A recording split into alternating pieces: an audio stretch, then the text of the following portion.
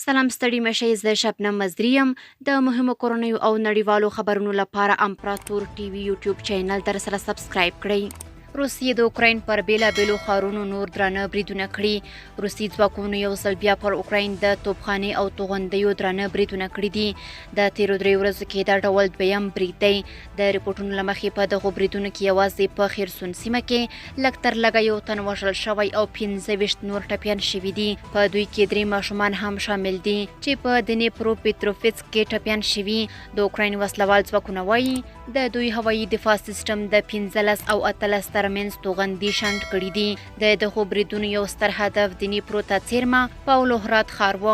دغلته د روسیې لخوا یوه ګمارل شوي چارواکي ویلي چې د اوکرایني ځواکونو عملیاتي سرچینې په نښه شوي. ولادیمیر روګوف د خپل ټلګرام پر پاڼه لیکلي چې توغندي د اورګاډي پر تاسیساتو او د تیلو په ډیپوګانو لګېدلي دي. خو په دغو بریدونو کې 19 استوګنیزو بلاکونو، 15 شخصي کورونو، 6 ښوونځیو او وړکتونونو او 15 هټیو ته هم زیان اوښتی دی. د اوکراین پوځ له اوږدې مودې راهیسې د سترو ځوابي عملیاتو د پیل خبره کوي، خو دا لا مشخصه نه ده چې دغه عملیات به کله او له کوم ځای پیل شي.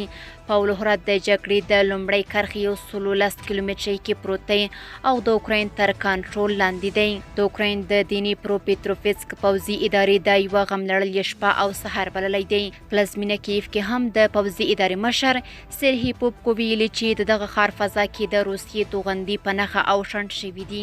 په وروستیو میاشتو کې له لویدیځه د لا ډېرو پوځي تجهیزاتو له وررسېدو سره د اوکراین هوایي دفاع سیسټمونه پیاوړي شوي دي. خیرسون کې هم چې لا یوه برخه د روسیې تر کنټرول لاندې ده.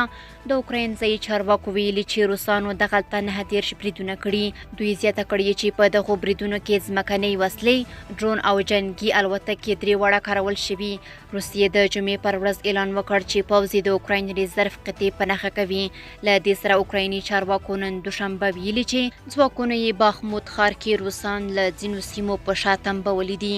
باخموت د اوکراین ختیځ کې پروت او له څو میاشتو راهیسې د خونړیو جګړو شاهد دی. د ځمکنیو ځواکونو قمندان جنرال الیکساندر سیرسکي د ټلګرام یوه پیغام کې ویلي چې دغلته وضعیت خورا کړکېچن دی، خو د نوموړي په وینا دښمن د دغه ښار د کنټرول ترلاسه کولو توان نه لري. هاخوا روسي چارواکي وایي چې اوکراین یې د یکشنبې پر ورځ په یوه سرحدي کلي هوایي برید کړی او 4 کسان یې وژلي دي.